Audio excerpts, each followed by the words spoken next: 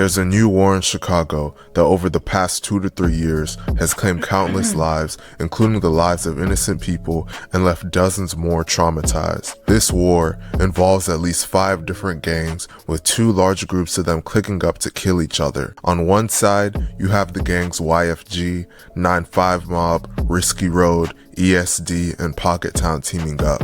On the other side, you have the gangs No Limit / Drench Gang, Bloodhound, Shorty Mob, Burly Boys, and PGF joining together. All these gangs are fighting their own wars, but the death of a 17-year-old and the reactions of people following his murder would kick this whole horrific war off. The first death that really kicked off this new war was the death of an ESD member / Risky Road affiliate named 30, renamed Curtis Gatewood. One day, Curtis stole a gun from a member of No Limit and bragged about it on social media.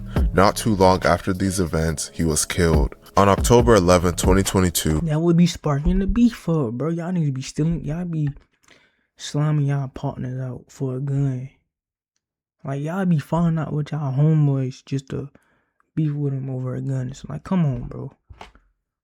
It be dumb shit. 30 was in the 1900 block of East 79th Street when, unbeknownst to him, he was being followed. Once 30 reached that location, the person following him pulled out a gun and opened fire. 30 was shot multiple times and transported to the University of Chicago Medical Center, where he was pronounced dead from his injuries at just 17 years old. The shooter was able to flee the scene and avoid arrest. It is widely rumored that a member of No Limit / Drench Gang was the one that killed him. Although 30 was a member of ESD, he had close relationships with members of Risky Road, so this furthered tensions that they had with No Limit. To make things worse, over the next few years, members would start dissing 30 in an attempt to troll Risky Road. Following the death of 30, a beloved affiliate of Bloodhound and Shorty Mob would be killed for dissing him. Burly Boys. I thought he was Little Scoom, real name I thought he was Bloodhound. Syrian Hogan, was from the east side of Chicago and was a member of a set called the Burly Boys. He was a rapper that was quickly blowing up, and unlike a lot of modern drill rappers, he had skills similar to the drill rappers from the 2012 to 2013 era. He was super close to Bloodhound and Shorty Mob and was always around them and frequently had them in his music videos. He made multiple songs with the most prominent Bloodhound members, Bloodhound Little Jeff and Bloodhound Q50. Despite his rising fame, the streets would catch up to him before he could fully capitalize on it. Scoom dissed 30 numerous times. This would allegedly make members of Risky Road target him. Risky Road has many members that are crash outs, and they've posted videos of themselves sliding through enemy territory looking for one of their ops to kill. Eventually, this beef would catch up to Scoom. On July 7, 2024, at about 11:50 p.m., Scoom and a 16-year-old friend of his were arguing with someone in the 700 block of East 89th Place when the person opened fire, striking them both. Scoom was shot twice in the chest and was taken to University of Chicago Medical Center, where he passed away at just 18 years old. His friend was shot in both thighs and was taken to the same hospital where he survived his injuries. There's been widespread rumors that Little Scoom was set up by a female to be killed. A Ring doorbell camera footage was released that shows Scoom with his friends and a girl. This video has furthered the internet's theory that he was backdoored. After Scoom and his friends were shot, Chicago police spotted a gun-toting suspect. And if you in the streets, twin, you don't need to be catching no Ubers, no rides. You need to have your own shit. You don't need to be going to no whole house that's in the hood. You in the streets, twin, you have ops. They can catch you anytime. She could be setting you up. Yeah, I need gotta think smart, bro. Running away from the scene and pursued him on foot. The suspect shot at officers during the chase. A 10-1 emergency call was made, indicating an officer needs immediate backup, resulting in police response from multiple districts and the CPD SWAT. Despite this, the suspect still escaped, and at the time of making this video, there have been no arrests. It is widely rumored that members of Risky Road were responsible for Scoom's death, and they have publicly bragged about killing him, and pretty much openly confessed that they killed him in retaliation for Scoom dissing 30. He missed 30 and died in 30 days, shit 30 cursed him. Don't kill his ass in 30 seconds, that 30 burst him. Don't let 30 fuck you, thought that's what you get for trolling him. Following the death of Little Scoom, Risky Road still wasn't satisfied. They now wanted to kill an official member of Bloodhound.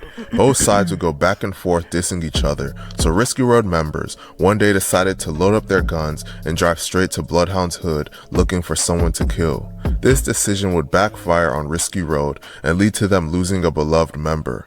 On September 25, 2024, multiple Risky Road members slid to Bloodhound's hood in the block of South Maryland Avenue at around 2 p.m. when they started shooting at Bloodhound and Shorty Mob members that they saw there. The Bloodhounds and Shorty Mob returned fire and ended up striking a Risky Road member named CEO Hockham in the head. The Risky Road members then fled the scene and rushed Hockham to the hospital.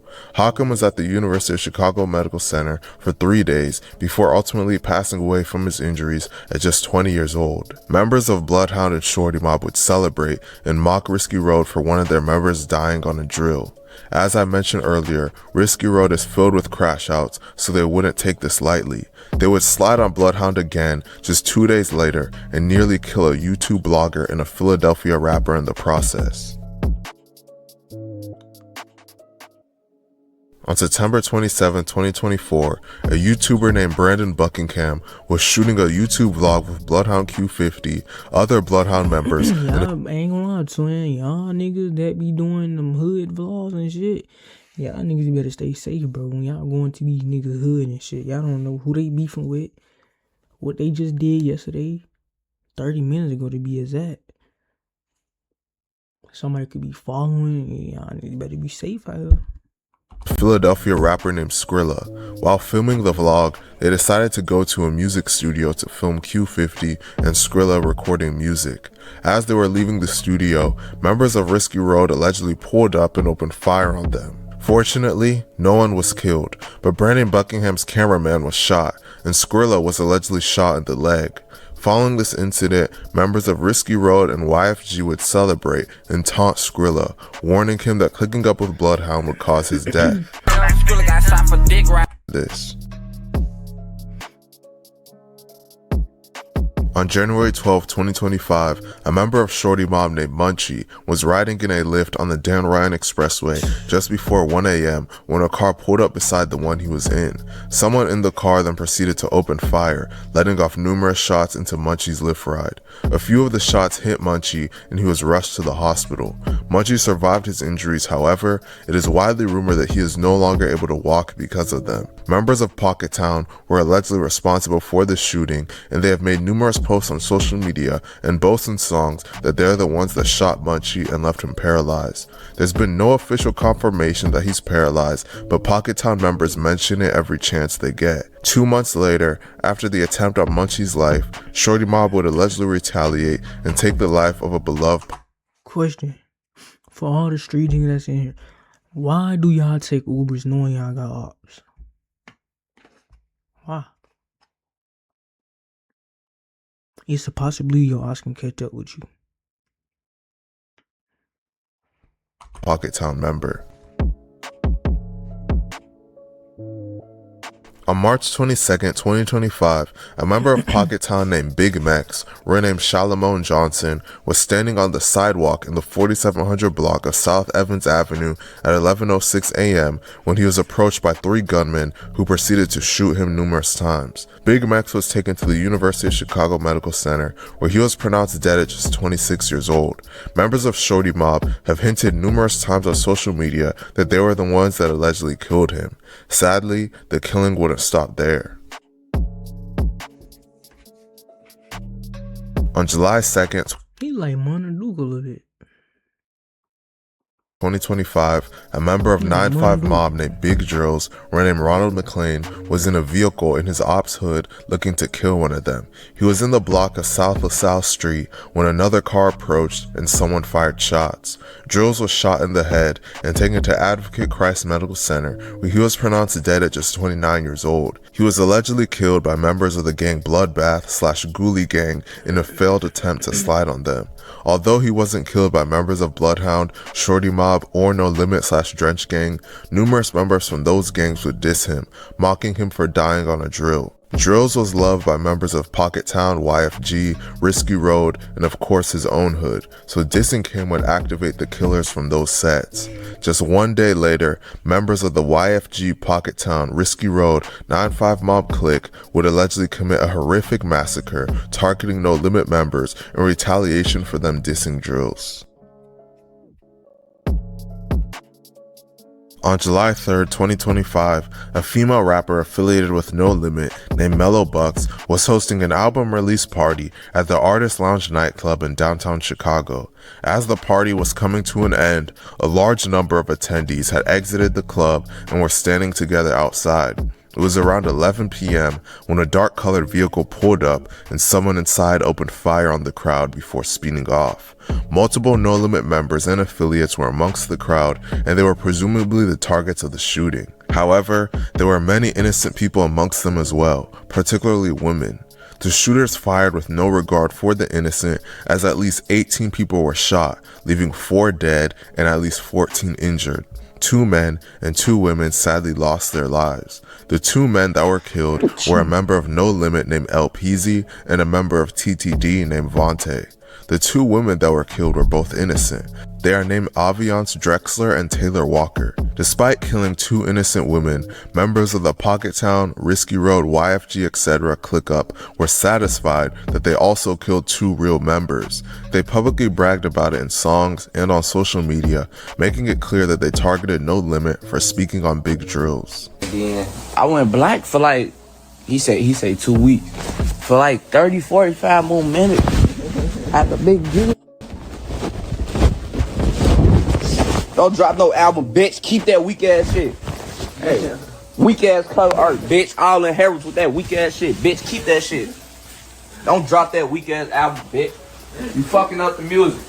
We don't want to keep shaking. Nobody want to keep shaking our ass, bitch. Keep that shit. You didn't go legit, bitch.